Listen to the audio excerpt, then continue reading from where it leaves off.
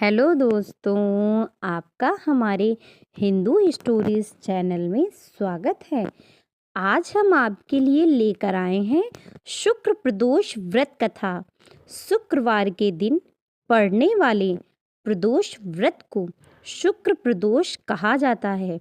यह व्रत सौभाग्य, सुख, शांति के लिए किया जाता है।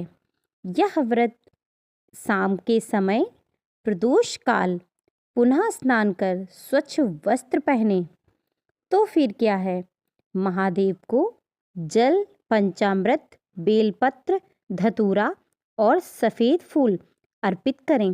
गाय के घी का दीपक जलाएं और इस कथा का पाठ करें।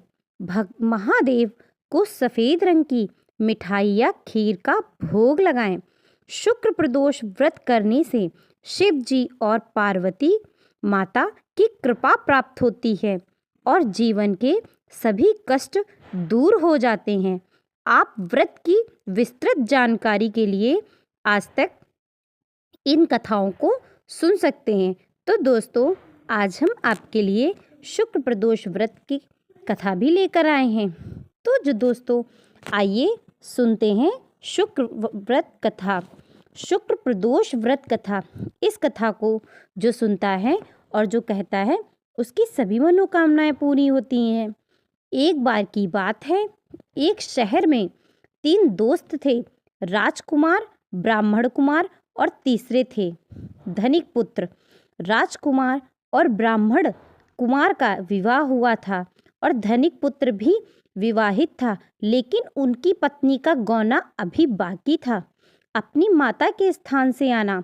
तीनों आदमी का गौना लेकर तीनों आदमी एक दिन अपनी पत्नियों के बारे में चर्चा कर रहे थे।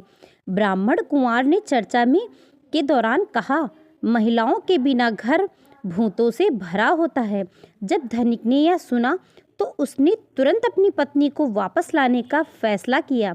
धनिक पुत्र के माता पिता ने उसे समझाया कि इस समय शुक्र देव अपनी शुभ स्थिति में नहीं हैं और ऐसे समय पर महिलाओं को उनके मायके से लाना अच्छा नहीं होता है। लेकिन उसने अपने और माँ की बात नहीं मानी और अपनी पत्नी के घर पहुँच गया। उसकी पत्नी के घर वालों में भी उसे यह बात समझाने की कोशिश की, लेकिन उसने उसकी भी बात नहीं मानी।